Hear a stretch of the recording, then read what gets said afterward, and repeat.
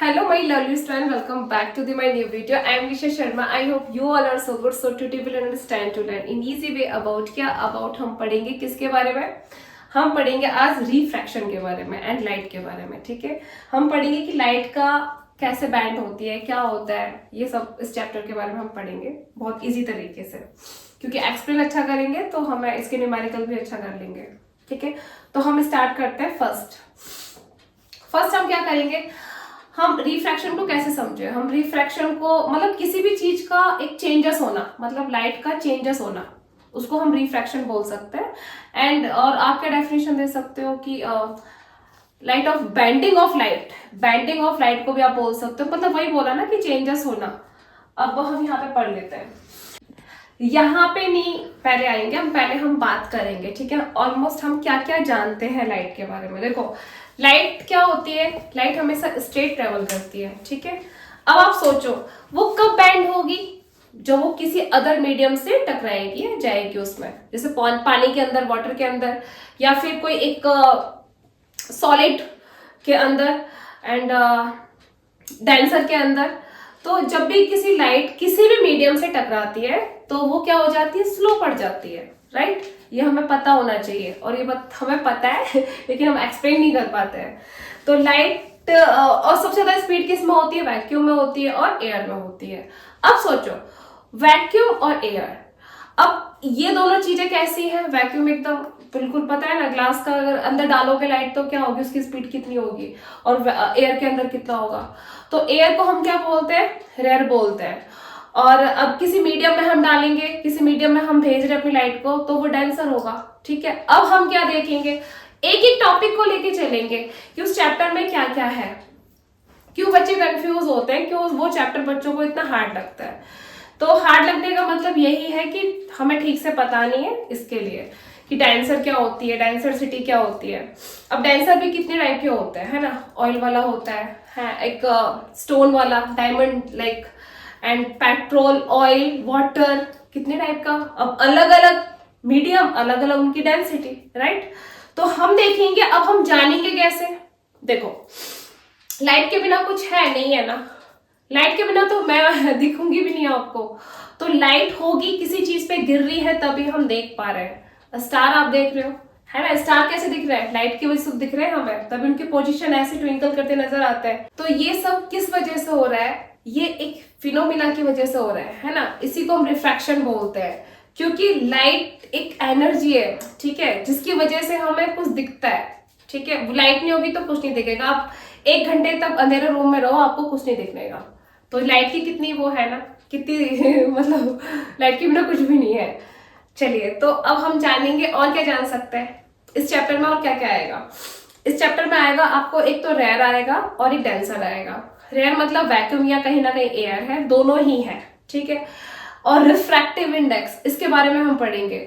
मैं आपको बोल देती हूँ बिकॉज वहां पे थोड़ा दिखने में प्रॉब्लम होता है, तो इसके लिए तो रिफ्रैक्टिव इंडेक्स का मतलब क्या होता है, कैसे समझे इसको. देखो रिफ्रैक्टिव इंडेक्स का मतलब एक होता है रेशियो में हम क्या करते हैं, कंपेयर करते हैं. मतलब मीडियम वन कुछ है एक, या अगर कुछ नहीं है तो वो जरूर वैक्यूम या एयर है. मीडियम टू कोई ना कोई एक डेंसर है किसी भी चीज का, वाटर का एंड किसी भी चीज का एक मीडियम टू है वो. ठीक है, तो कभी भी रिफ्रैक्टिव इंडेक्स क्या करता है, कंपेयर करता है. ठीक है, उसके आगे हमारी यूनिट नहीं लगती बिकॉज वो कंपेयर कर रहा होता है. अब वही कंपेयर क्या करता है कि जो हमारी लाइट गई मीडियम वन से मीडियम टू में, जो लाइट गई वो कितनी बैंड हुई है ये हमें बताता है, कितनी कम हुई है. देखो ज्यादा तो होगी नहीं, क्योंकि वो किसी मीडियम में गई है, अदर मीडियम में. कहां से, वैक्यूम या एयर से. ठीक है, अगर वो किसी अदर मीडियम से आ रही है और अदर ही मीडियम में जा रही है, वो अलग मैटर है. ठीक है, वो भी बताएंगे कि उसमें कितना कितना हो रहा है. बट हमें पहले सिंपल सा जानना है कि रिफ्रैक्टिव इंडेक्स को हम आइडेंटिफाई कैसे करें, क्योंकि सबसे बड़ा टॉपिक यही है. सब ये पूछते हैं रिफ्रैक्टिव इंडेक्स होता क्या है. कुछ नहीं होता, बट ये होता है कि वो हमें कंपैरिजन बताता है. ठीक है, अगर हमारा आंसर आएगा तो हमें क्या पता लगेगा कि भाई वैक्यूम में इतनी थी, और जब मैंने पानी में डाला, पानी में उसका मीडियम टू, मतलब सोचो डेंसर मीडियम टू है पानी, वाटर, तो उसमें हमारी कितनी स्लो हुई. ठीक है, जो आंसर आएगा तो हमें उससे ये पता लगेगा कि कितने टाइम, है ना, कितने टाइम उसको वो करेंगे जब ताकि वो फर्स्ट में पहुंचेगा, फर्स्ट के कंपैरिजन होगा। ठीक है, सिंपल सा टॉपिक है, इतना बड़ा कोई वो नहीं है इशू कि ये समझ में नहीं आएगा, सब समझ में आएगा। इतना बोल दिया तो समझ में आता है। मीडियम 1 से मीडियम 2, और रिफ्रैक्टिव इंडेक्स हमेशा किससे कैलकुलेट करते हैं? मीडियम 2 से, और रिस्पेक्ट विथ टू 1, मीडियम 1। ठीक है, मीडियम 1 से कंपैरिजन करेंगे। ठीक है, मीडियम 2 का मीडियम 1 से करेंगे। बहुत सिंपल है, कुछ नहीं है इसमें इतना। ठीक है, लेकिन आप ध्यान से पढ़ोगे तो होगा, ध्यान से पढ़ो। रिफ्रैक्टिव इंडेक्स क्या है, कुछ नहीं है, बताते हैं यहाँ पे आके।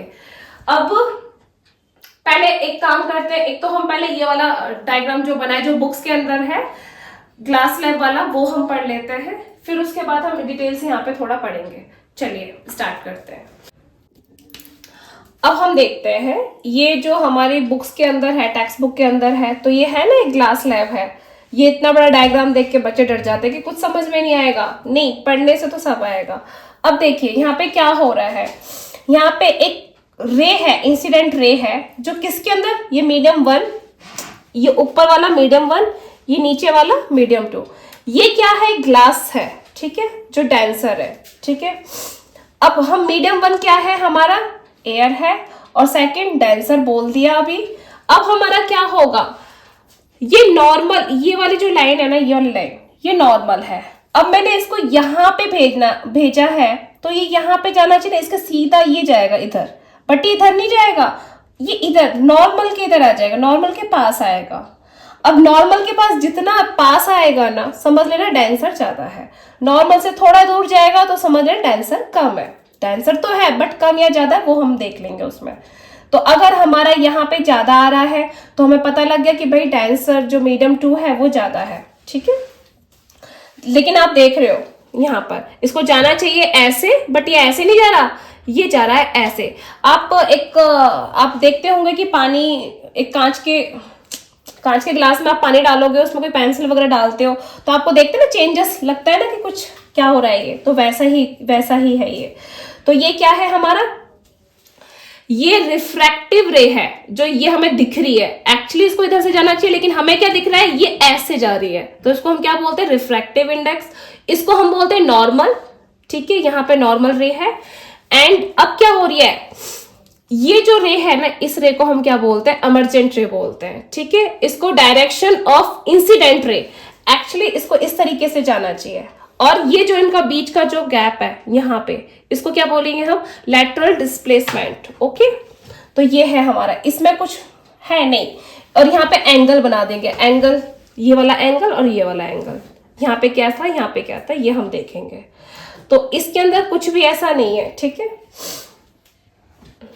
फिर से बोल सकते हैं कि जो ऊपर वाला है, ऊपर तो कुछ वैक्यूम या एयर ही है, एयर से आ रही है। Medium 1 air, second denser medium 2 बोलते हैं उसको, medium 1 medium 2, medium 1 medium 2। Okay, ध्यान रखो, मीडियम 1 क्या है? एयर।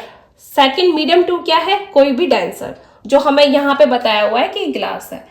अगर नहीं पता, कुछ भी दिया होगा, वाटर वगैरह कुछ भी। ठीक है, तो वहां पे ये है इसमें, क्योंकि बोल दिया ना कि अगर आपका डेंसर ज्यादा है, अगर आपका डेंस ज्यादा है मीडियम 2 का, तो वो नॉर्मल के पास आएगा। ठीक है, और डेंसर कम है तो नॉर्मल से दूर जाएगा, सिंपल। ठीक है, चलिए इसका हमने इतना ही जानना था, ये हो गया ये डायग्राम में आपको। चलिए अब हम सेकंड पढ़ेंगे, कहां से? यहां से हम पढ़ेंगे।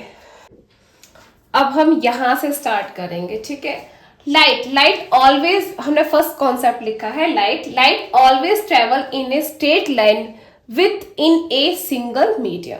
मैंने बोला कि स्ट्रेट लाइन मतलब स्ट्रेट ट्रेवल करती है। Okay, refraction is the bending of light को हम क्या बोलते हैं? रिफ्रैक्शन, क्योंकि कुछ चेंजेस हुआ है, बैंड हुआ है ना वो, इसके लिए जाना तो ऐसे था उसको, मैंने बताया ऐसे जाना था, बट वो क्या ऐसे नॉर्मल के पास आ गए वो, इसके लिए। ठीक है, अब क्या है? Refractive index. ये क्या है? Refractive index is a ratio that measure how much light bend with when it passes from one medium to another. ठीक है, अब मैंने क्या बोला? ये यही तो कंपेयर करता है, बताता है कि कितना है, कितना बैंड हुआ है। ठीक है, रेशियो में बताता है, major how much light band when it pass, जब वो पास होता है किसमें, अदर मीडियम में, ठीक है। तो हमें वो रिफ्रैक्टिव इंडेक्स बताता है कि कितना हुआ है, ठीक है। Refractive index always calculate medium 2 with respect to medium 1।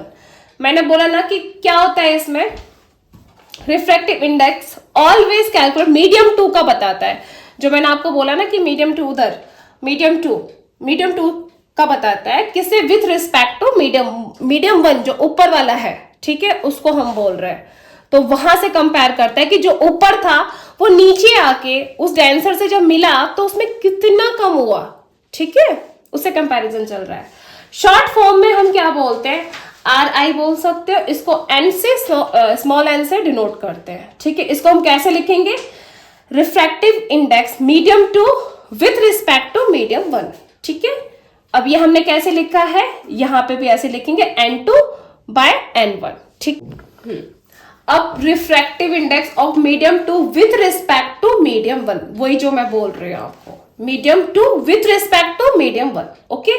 अब मीडियम, ये वाला refractive index medium 2 with respect 1 वाला, ये देखो, ये जब हम लिखते हैं ना ये वाला, यहाँ पे ये इसका मतलब यही होता है जो मैं बोल रही हूँ, refractive index of second medium to respect with first medium, ठीक है। फर्स्ट मीडियम से कंपेयर करते हैं, यही लिखा हुआ है, इसका मतलब यही होता है, ठीक है। कैसे भी पढ़ लो आप, और इसको हम लिखेंगे भी ऐसे जो मैंने यहाँ पे लिखा है, speed of light medium 1, speed of light medium 2, ठीक है, कितना है। लेकिन फिर इसको हम ऐसे लिखेंगे, यहाँ पर मैं ये लिखा, फिर इसको ऐसे लिखेंगे। ऑप्टिकल डेंसिटी क्या है, ऑप्टिकल डेंसिटी देखो, responsible for transmission of light, optical density जो स्टोन टाइप की होती है, जैसे कि डायमंड वगैरह हो गया, लाइक वो जो ट्रांसपेरेंट हो गया, ग्लास वगैरह हो गया, लाइक उसको हम बोलते हैं ऑप्टिकल डेंसिटी।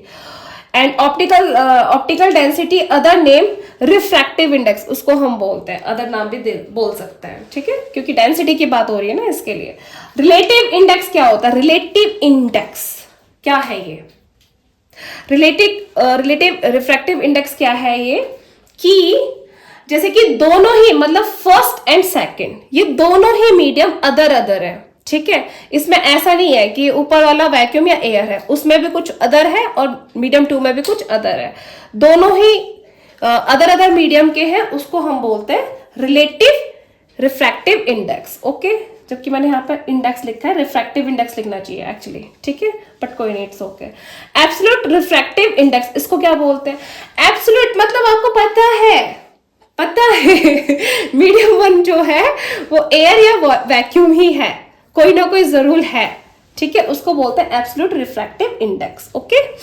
जैसे कई बार नहीं आएगा तो आपको पता लग जाएगा, अगर बोलेंगे रिफ्रैक्टिव इंडेक्स ऑफ ग्लास, अगर आप ग्लास का बोल रहे हो, मतलब एक ग्लास है, मतलब उसका, तो आपको पता लग जाएगा जो मीडियम 1 है ना, वो एब्सोल्यूट वाले रिफ्रैक्टिव इंडेक्स की बात हो रही है, वो मीडियम 1 जो है वो कुछ तो है, एयर या वैक्यूम है, तो आप उसको लेके चल लोगे तो आपका न्यूमेरिकल निकल जाएगा। एब्सोल्यूट का मतलब आपको पता है, ये बात मान लो। रिलेटिव मतलब आपको दोनों जो मीडियम 1 मीडियम 2 क्या है, वो अदर मीडियम है, ठीक है। एब्सोल्यूट रिफ्रैक्टिव इंडेक्स मतलब उसमें आपको श्योर है कि ऊपर वाला फर्स्ट मीडियम क्या है हमारा, वैक्यूम या एयर है, अंडरस्टैंड, खत्म। चलिए अब क्या करेंगे, देखो जैसे कि ये हो गया रिफ्रैक्टिव इंडेक्स, वाटर किसका है, ये मीडियम 2 है ना, अब ये किसके है रिस्पेक्ट, ए मतलब एयर, तो हम इसको लिखेंगे कैसे, ऐसे लिखेंगे एन वाटर मतलब W by NA, ठीक है। अब यहाँ पे इसको हम क्या करेंगे, इक्वल CA by CW, मतलब ये एयर और इन दोनों में कितनी स्पीड है, ठीक है। इसमें लॉ हमारा क्या बोलता है, sine I and sine R, मतलब साइन आई मतलब ऊपर वाला और आर मतलब नीचे जो रिफ्रैक्ट कर रहा है, ठीक है, जो रिफ्रैक्ट करके एंगल बना रहा है उसको बोलते हैं sine R, will always equal R constant, जिसको हम रिफ्रैक्टिव इंडेक्स भी बोलते हैं, अंडरस्टैंड। रिलेटिव मैंने बताया, रिलेटिव इंडेक्स क्या होता है, ये वाटर, मैंने कहा देखो मीडियम 1 वाटर है, मीडियम 2 ग्लास है, मैंने कहा था ना कि ऐसा कुछ होगा जरूर, कि देखो फर्स्ट वाला भी वाटर निकला और सेकंड वाला भी कुछ ग्लास निकला, कोई वैक्यूम एयर निकला नहीं ना, तो बस फिर इसमें हमने क्या लिखा, NGW, जी मतलब क्या है वाटर, जी क्या है वाटर और डब्ल्यू क्या है, सॉरी जी क्या है ग्लास और डब्ल्यू क्या है वाटर। अब ग्लास क्या है मीडियम 2 और वाटर क्या है मीडियम 1, तो हम इसको लिखेंगे इस टाइप से, ठीक है। और क्या पढ़ना चाहेंगे हम इसमें, मटेरियल मतलब मीडियम, ये तो हमको पता है, वाटर यहां से हम थोड़ा सा पढ़े, देखो किस किस में कितना होता है, देखो वाटर में कितना 1.33, ठीक है, एंड ग्लास में रिफ्रैक्टिव इंडेक्स क्या होगा 1.5, डायमंड में कितना होता है 2.42, देखो कितना ज्यादा होता है इसमें, ठीक है। रिलेशन रिफ्रैक्टिव इंडेक्स के, ऑप्टिकल डेंसिटी होती है, स्पीड ऑफ लाइट होती है और बैंडिंग ऑफ लाइट होती है, जो बैंड होती है, ये क्या होती है रिफ्रैक्टिव इंडेक्स के होते हैं, ठीक है। और हमने यहाँ पे मैंने क्या लिखा है, मैंने यहाँ पे कुछ चीजें लिखी हैं, देखो ऑयल है, ये ऑयल होना चाहिए, डी क्यों आया, ऑयल होना, oil and water, sorry or and honey. अब देखो ये एक ग्लास है, इसके अंदर क्या है, पानी डाला मैंने, वाटर डाला, वाटर में क्या मैंने डाल दिया इधर, ऑयल डाला, ऑयल डाला ना, तो वाटर नीचे ही रहा, ऑयल ऊपर आ गया, बिकॉज अब इससे हम क्या समझेंगे, इससे हम समझेंगे कि वाटर की डेंसिटी ऑयल की डेंसिटी से ज्यादा है, इसके लिए वो फ्लोट हो गया, ऑयल हमारा ऊपर आ गया और वाटर नीचे। फिर सेकंड में मैंने क्या किया, मैंने हनी डाली, मतलब शहद डाला, शहद क्या हुआ नीचे, नीचे रह गया और वाटर ऊपर हो गया, तो इसका मतलब वाटर से हनी की डेंसिटी ज्यादा है, इसके लिए वो नीचे हो गया और वाटर ऊपर, understand, denser, it has no unit, ठीक है, ये हमने लिख दिया। अब क्या करते हैं, अब आइए चले अब कुछ और देखते हैं। अब देखो हम कहते हैं डेंसिटी, डेंसिटी का मतलब वो ये जो आपका मीडियम है वो कैसा है, कैसे उसकी डेंसिटी है, डेंसिटी मतलब एक ऐसी डेंसिटी है जैसे कोई दो मीडियम है, एक का हल्का और एक का ज्यादा, मतलब जैसे कि मैंने बोला ना स्टोन हो, और या तो सॉलिड होना चाहिए, थोड़ा सा हार्ड होना चाहिए, फॉगी टाइप का होना चाहिए, तो आपको पता लगेगा कि डेंसिटी उसकी ज्यादा है कम है किसकी, ठीक है। और हम क्या समझे, देखो एक एग्जांपल में मैंने लिखा भी है कि डेड सी, डेड सी को हिंदी में हम क्या बोलते हैं, मृत सागर बोलते हैं, ठीक है। क्यों, क्योंकि देखो उसमें क्या होता है बताओ, उसके अंदर क्या होता है, उसके अंदर सब लोग डूबते क्यों नहीं है, कोई भी नहीं डूब सकता, उसमें नामुमकिन है मतलब डूबना, क्यों, रीजन क्या है, बिकॉज उसके अंदर क्या है, सॉल्ट, बहुत ज्यादा सॉल्ट है उसके अंदर, उसकी डेंसिटी बहुत ज्यादा है, ठीक है। और तो हम लोग कोई जाएंगे वहां पे तो हम क्या फ्लोट करेंगे, हम डूबेंगे नहीं, वहां कुछ नहीं डूबने वाला उसमें, ठीक है। और वो हम उसके अंदर कोई कीटाणु वगैरह भी नहीं रहते क्योंकि नमक है उसके अंदर बहुत ज्यादा, सबको पता होगा डेड सी के बारे में कि पूरा वर्ल्ड का सबसे नंबर 1 वही है एक डेड सी, जिसके अंदर कोई इंसान डूब नहीं सकता है ना और कोई कीटाणु विटाणु भी नहीं होते, और हमारी स्किन के लिए वो कितना बेनिफिट होता है, क्या बातें कर रही हूँ मैं यहाँ पे अभी फिलहाल। चलो हम नेक्स्ट टॉपिक लेते हैं, और क्या टॉपिक ले हम देखो आपने वो वाला सुना होगा कि अगर एक ग्लास में वाटर लेते हो और उसमें एक लेमन लेते हो, लेमन को डालते हो तो लेमन क्या करेगा, डूब जाएगा कि नहीं डूबेगा, देखो डूबेगा क्यों, नहीं डूबेगा क्यों, अगर मैंने वाटर लिया उसमें मैंने नींबू डाल दिया तो वो क्या होगा, डूब जाएगा, क्या डूबेगा कि नहीं डूबेगा। तो भाई हम नींबू वाला तो नहीं लेते हैं, नींबू के अंदर 2 केसेस और आते हैं कि घर में पॉजिटिविटी और नेगेटिविटी, भाई ये वाला टॉपिक नहीं लेते हैं, हम लेते हैं पोटैटो वाला लेते हैं, ठीक है कि बोलते हैं कि अगर डूब जाएगा तो कुछ नेगेटिविटी है, हाँ, और नहीं डूबेगा तो कुछ पॉजिटिव, नहीं ऐसा कुछ नहीं पढ़ना, हमें पढ़ना है पढ़ाई के बारे में पढ़ना है, ठीक है।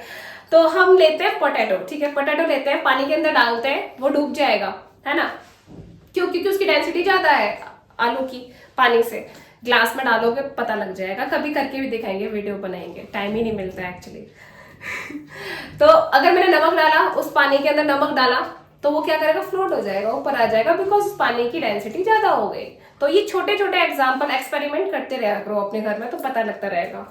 चलिए और हम क्या करें, और हम थोड़े से हम ये कर लेते हैं, चलिए आइए इधर थोड़ा सा देखते हैं फॉर्मूले कैसे सेट करेंगे, क्या क्या होगा वो थोड़ा देख लेते हैं।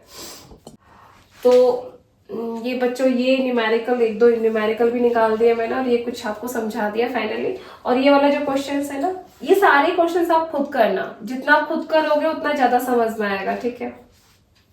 विथ रिस्पेक्ट टू क्या है, ठीक है, रिफ्रैक्टिव इंडेक्स विथ रिस्पेक्ट, ये सब कैसे है, किसके कंपैरिजन कर रहे हैं, ये जितने आप खुद अपने हाथों से करोगे उतना समझ में आएगा, ठीक है। और ये वाला क्वेश्चन आप खुद करना। तो फाइनली ये वीडियो मैं खत्म कर रही हूँ, टाइम मिलेगा तो मैं खुद अलग से एक वीडियो बना दूंगी, अभी तो अब तक के लिए बस हो गया, इतना काफी है। एंड क्या करोगे, क्या करोगे, यही करोगे कि आप वीडियो को लाइक करो, शेयर करो, सब्सक्राइब करो मेरा चैनल, ठीक है। तो तब तक के लिए बाय एंड टेक केयर, ध्यान रखो अपना। और हाँ, अच्छे से जम के पढ़ाई करो, प्रैक्टिस ज्यादा करो। प्रैक्टिस, न्यूमेरिकल तो पक्का है, आपको पता है न्यूमेरिकल आएगा, कुछ भी पूछ सकते हैं आपको, फॉर्मूला वगैरह पूछ सकते हैं, कुछ भी। देखो मैं ये किसी को नहीं कहती कि ये इंपॉर्टेंट है वो इंपॉर्टेंट है, पता नहीं इस ईयर क्या होगा। अभी सीबीएसई वालों का देख रहे हो ना कितना प्रॉब्लम चल रहा है, कुछ नहीं बोल सकते, हम प्रैक्टिस कर सकते हैं बस। और अच्छे से सीखो तब प्रैक्टिस करो, तो आपका कुछ यूटिलाइज है उस एनर्जी का। अगर आप ऐवे ही कर रहे हो कि भी ये इंपॉर्टेंट है वो इंपॉर्टेंट, ऐसा कुछ नहीं है, कुछ भी दे सकते हैं। इस ईयर क्या होगा किसी को नहीं पता। सीबीएसई वालों के तो हो रहा है, अब स्टेट वालों का स्टार्ट हो रहा है। तो आप प्लीज जम के पढ़ाई कीजिए, अच्छे से समझ के पढ़ाई कीजिए, प्रैक्टिस कीजिए। एंड बाय, टेक केयर, ध्यान रखो अपना।